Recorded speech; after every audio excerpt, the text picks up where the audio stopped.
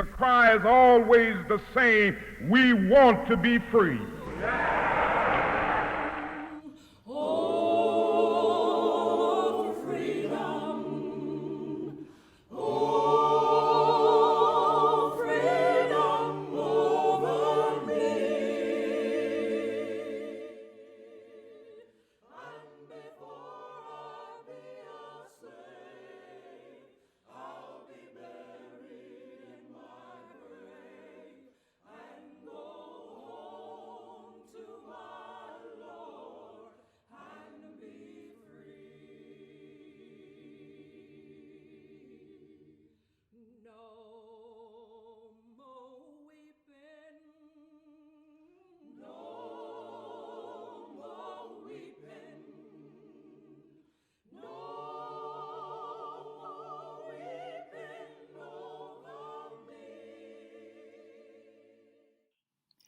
Grace and peace to you in this new year.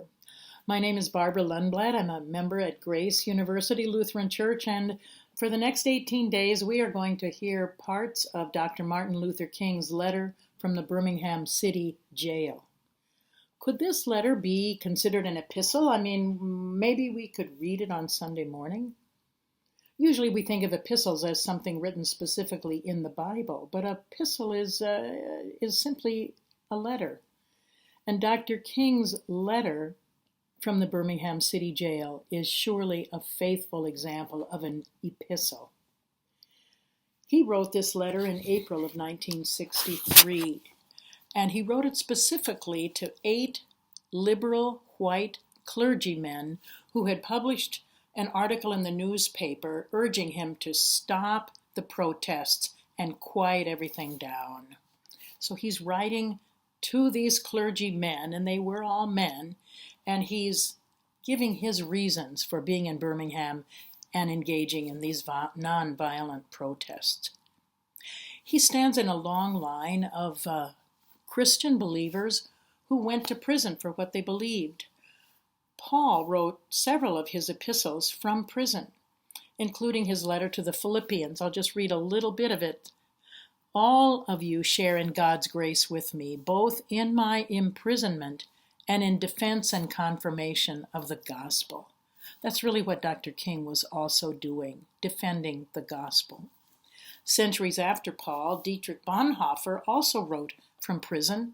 He was in prison because of a plot against Adolf Hitler that he was charged with being part of.